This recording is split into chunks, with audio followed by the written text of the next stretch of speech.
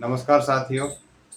आज मैं चर्चा करने वाला हूँ कि हमारा जो स्पंज आयरन का प्रोसेस है उसमें स्टार्टिंग में तो हमको ये मालूम था कि इसमें हमको इस साइज का आयरन, इस क्वालिटी का कोल यूज़ करना है। मतलब स्टार्टिंग में इतना क्राइसिस नहीं थी जब, मतलब हमको अच्छा आयरन और अच्छा कोल मिलता था और कोल का रेट भी इतना ज़्यादा नहीं रहता था, तो हम एक स्मूथ वे में प्लांट को ऑपरेट करते थे।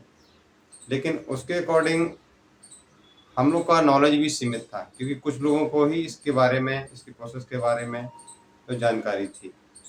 लेकिन जैसे जैसे समय बीतता गया और कंपटीशन बढ़ते गया, का आयरन और कोल की कॉस्ट बढ़ती गई, तो उसके अनुसार फिर हमने क्या किया कि कोल की क्वालिटी भी ड्रॉप हो गई और आयरन की क्वालिटी भी ड्रॉप हो गई।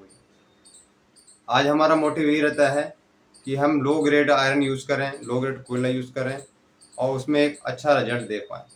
लेकिन जब हम ये चीज़ें यूज़ करते हैं तो हमारा ऑपरेशन में बहुत सारी प्रॉब्लम आती हैं और हम उसको फेस करते हैं।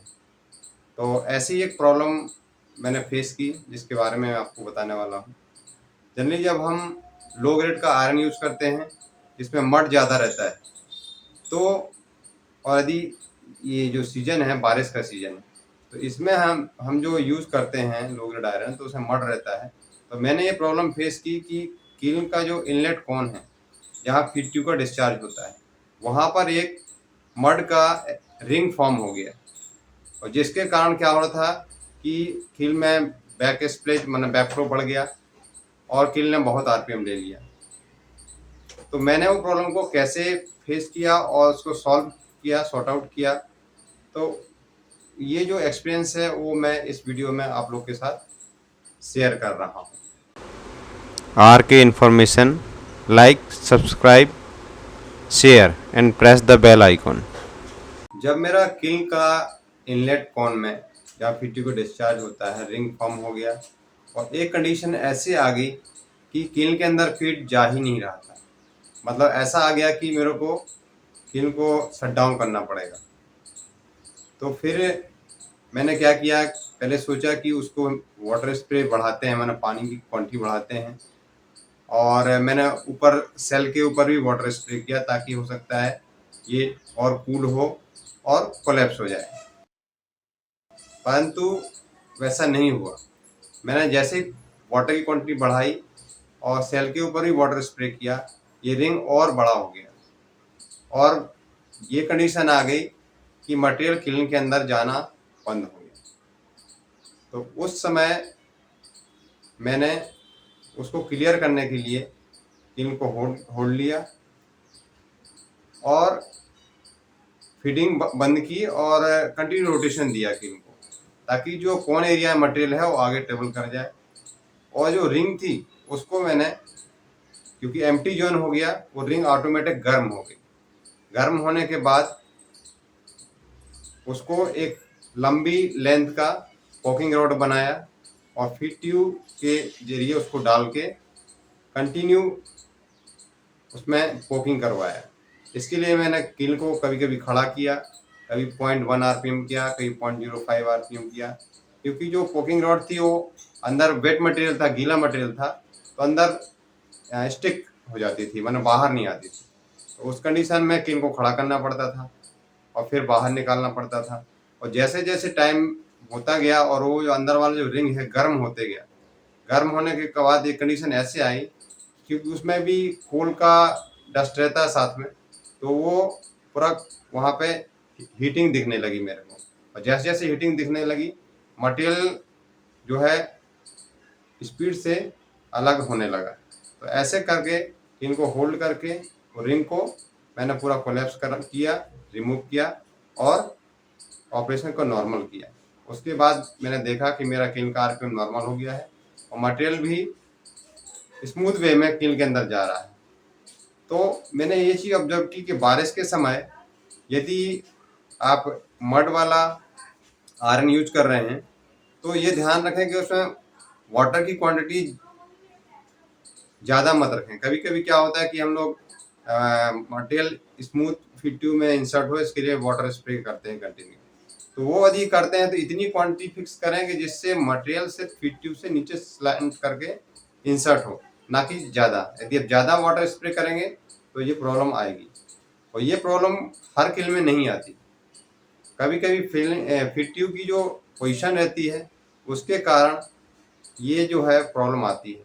जिस फीड ट्यूब का पोजीशन मोस्टली पूरा गैस फेज में रहता है उसमें ये प्रॉब्लम नहीं आती, और जिस फीड ट्यूब का गैस फेज से थोड़ा सेंटर की तरफ डायरेक्शन रहता है, मतलब पूरी गैस फेज में नहीं रहती है, और ऐसा कंडीशन रहता है कि उसका जो डिस्चार्ज है एकदम कोन के जस्ट नीचे ही गिरता है, तो उस किल में ऐसा प्रॉब्लम आता है। और ये प्रॉब्लम जो है छोटा किल में ही आता है। बड़ा किल जो है उतना डाया रहता है, यदि वहाँ मटेरियल स्टिक भी होता है तो वो टाइमली गिर जाता है, मतलब रिमूव हो जाता है या कोलैप्स हो जाता है। तो ये जो प्रॉब्लम है ये छोटा किल में ही मैंने ऑब्जर्व की। इसमें प्रॉब्लम ये हुआ कि जब जो गीला मटेरियल था, वेट मटेरियल था, इनको यहाँ से फीड ट्यूब के थ्रू आया और यहाँ ड्रॉपिंग हुई, तो जो मड थी वो क्या है यहाँ धीरे धीरे धीरे करके स्टिक होती गई, और ये क्या हुआ, ये थोड़ा सा ऐसे ऐसे करके ये बड़ा हो गया, और ये इधर भी बड़ा हो गया। मतलब ये पूरा कंप्लीट रिंग बन गया यहाँ पे, ऐसा सर्किल में, ऐसा पूरा सर्किल में कोन के पास यहाँ पर एक रिंग बन गया। और फिर प्रॉब्लम ये हुई कि जो मटेरियल आ रहा था, जो फ्लो आगे होना चाहिए था, वो आगे नहीं हुआ, और यहाँ से पूरा मटेरियल यहाँ तक ऊपर तक फिल हो गया। मतलब फीड ट्यूब जामिंग हो गई, मटेरियल आगे नहीं जा रहा था। तो इस रिंग को कैसे रिमूव किया, इसको रिमूव करने के लिए यहाँ से एक लंबा पोकिंग रॉड डाला गया, इसको ऐसा शार्प बनाया गया था आगे, ऐसा भाला टाइप का। तो इससे फिर क्या है, पोकिंग की गई, और जब यहाँ का हीट इसको मिला तो ये क्या है, पूरा रेड हो गया। पहले गीला होने के कारण, वेट होने के कारण ये पोकिंग रॉड इसी में धंस जा रही थी और बाहर नहीं निकल रही थी। लेकिन जब काफ़ी देर तक ये हीट हुआ तो ये पूरा गर्म हो गया। गर्म होने के बाद जब पोकिंग की गई तो धीरे धीरे करके ये निकलना चालू हो गया। तो ऐसा करके कंटिन्यू किल को कभी खड़ा करके लो आरपीएम में ऐसे पोकिंग करके इसको धीरे धीरे धीरे धीरे करके पूरा थ्रू आउट रिंग में रिमूव किया। उसके बाद क्या हुआ, फिर मटेरियल फ्लो प्रॉपर हो गया और जो जामिंग प्रॉब्लम थी वो सॉल्व हो गई। शुरू में आप जब फीडिंग को पहले बंद कर देते हैं और रोटेट करते हैं तो यहाँ जो मटेरियल रहता है वो आगे चला जाता है और यहाँ से यहाँ तक एक एम्प्टी जोन बन जाता है। ये पूरे में एम्प्टी जोन बनने से क्या होगा कि ये जो रिंग है ये आपको क्लियरली विजिबल होगी। अदरवाइज़ क्या होगा, ये इसके ऊपर माल जब फिलअप रहेगा यहाँ पे तो आप इसको क्लियर देख नहीं पाएंगे और रिमूव भी नहीं कर पाएंगे, हटा नहीं पाएंगे, इसको पोकिंग नहीं हो पाएगी ठीक से। तो पहले आपको रोटेट करके पूरे मटेरियल को यहाँ पे एम्प्टी जोन कर देना है, उसके बाद ही आपको पोकिंग करना है और ये इसको हटाना है। हटाने के बाद आपका फ्लो नॉर्मल हो जाएगा। यहाँ पर देखिए ये किन का इनलेट कौन है, यहाँ पर आयरन मरने के कारण ये पूरा रिंग बन गया है। और ये रिंग जब यहाँ थोड़ा सा और ग्रोथ होता है तो यहाँ से मटेरियल आगे बढ़ना बंद हो जाता है और ये यहाँ जामिंग की प्रॉब्लम आ जाती है। तो इसको क्लियर करने के लिए फीड ट्यूब के थ्रू यहाँ से एक पोकिंग रॉड डालिए और इसको इतना गर्म कीजिए, मतलब आप जब